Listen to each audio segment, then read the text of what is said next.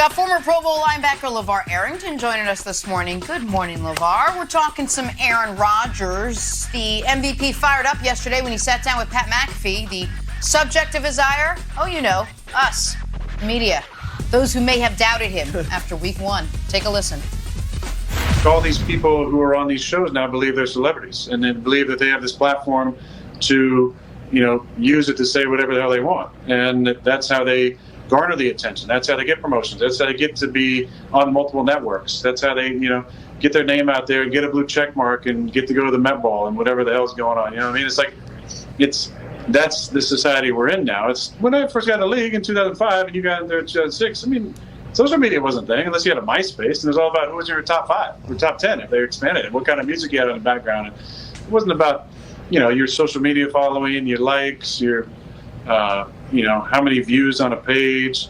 I think it's different. It's all about how many impressions you can have for things that you say. So what's going to, it's not going to be the relax, we're fine, this is 1 week, it was a dud, we're going to bounce back. That doesn't do anything. That doesn't move the needle for anybody. But you start saying some outlandish things about, what I did in the off season and me wanting to be on Jeopardy and not play ball and all this other, ridiculousness that Tom Fanning, told me was out there, which I really didn't see myself. I just think that's the state of the media that we're in. Oh, Pat loves tank tops. LeVar, what is your reaction to that from Aaron Rodgers, which you just heard? I think he's correct. I mean, why look at it being any differently? Some of these people in media are there just for getting clicks, to become celebrities, to become influencers, to get on multiple networks. I mean, I don't think he's inaccurate. He certainly isn't talking about any of us. Did any of you guys go to the Met Gala? I didn't go to the Met Gala. So, I mean, he clearly was taking direct shots at you. You didn't go, Wilds? You didn't go?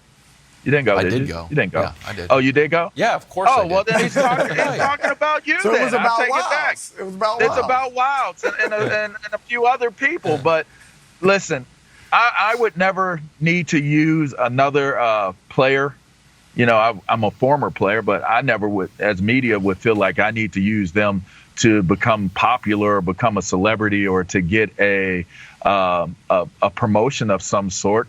So to me, I think he's just kind of putting things in a proper perspective with people that maybe he doesn't have a healthy respect for, that have been diminishing and talking about him in a way where they don't, he's not flattered by it, or they're not speaking flattering things of him. So, I mean, I think he's firing back. I think he's comfortable.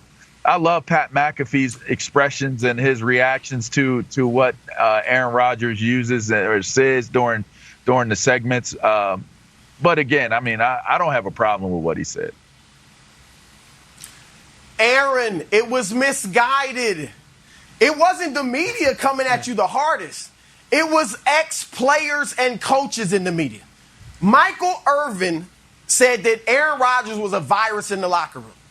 All right, Jermichael Finley, your former teammate, said you didn't have the same work ethic you used to have. I watched on CBS as Nate Burleson, Phil Simms, Bill Cowher, and Boomer Esiason said you were selfish, said that you were making it all about yourself, said you didn't look like you cared. They are the ones that went at you the hardest. He went for the low fruit. Aaron went for the low fruit, the low-hanging fruit. It's easy to pick on the media guys who didn't play. And I think he was talking about the reporters that didn't play football, because he said you want to be a celebrity. Athletes tend to be celebrities anyway. He said you want to get a blue check on your Twitter account. Athletes tend to have the blue check anyway. So my thing about Aaron is your rant was misdirected. And I think it was purposely misdirected because you didn't want to go at the ex-athletes, so you chose to go at the media. And then at the end, with Tom Fanning, you didn't even see it. You said Tom Fanning told you about everything. So you're doing just what you accused the media of doing. right? You don't even know what you're talking about necessarily, but Tom told you a little bit, so you're commenting. That's what you accuse the media of doing, Nick. Okay, so listen, I'm not really interested in a high level media in 2021 discussion. I actually am interested in it, but not right now. Do I think there's actually a problem with all of a sudden everyone thinking they're a brand and all of yeah, I do. Do I think social media has polluted all of our brains in a way scientists will study for decades? I do. But let's drill down on what Aaron's talking about. Because I have been one of Aaron's biggest defenders over the years. But Aaron has to take accountability in this regard. Folks were not just randomly saying, I wonder if he might retire. He told us he was 50-50. So you can't get it like both ways. And this is where, Wilds, when people are mean to me on the internet, it doesn't really bother me because I put myself out there. I say things that I know is going to engender some anger. If people are mean to you or Jenna in the comments, it irritates me because I'm like, there's nice to almost everyone. Wilds is always nice. Jenna's always nice. LeVar, you can be spicy. Broussard's more on my corner. We kind of actually, you know what? It's in a perfect line of most hateable to least hateable on the show. It's a direct line. So, like, Rodgers can't be as honest and transparent in the press conferences that he was, Wilds, and then act like people aren't going to then use that information and judge accordingly. So I think he did some of this to himself. I'm sure it's tiring to be that level of famous and have people talking about some of the unfair stuff, like his relationships with his family and stuff. But how committed is he? You said you might retire. So it is a fair question how committed you are. I don't think that's out of bounds at all. Yeah. So really quick about the people attacking you on social media and why you shouldn't be upset. You should not be upset at all, Nick. Mostly because, and I admit it, several of those accounts are just my burner accounts. So I'm sorry, it seems like a lot, but a lot of it is just my stuff. So it's not the cavalcade that you think it is. The other half are mine. Broussard, I want to throw it to you for this question. Do you feel like there is something about Aaron Rodgers' sort of gripe that we haven't given him enough credit to have a bad game? That he's one of the best quarterbacks of all time. And if like we were in any other profession, if you were like, a painter, and like, that Monet doesn't have it anymore. He used to have it, doesn't have it anymore. I don't know if he wants to paint. He's just like, no, look, I had a bad painting. That's it. That he's one of the best at all times, but the margin of error is so small that can be frustrating for him.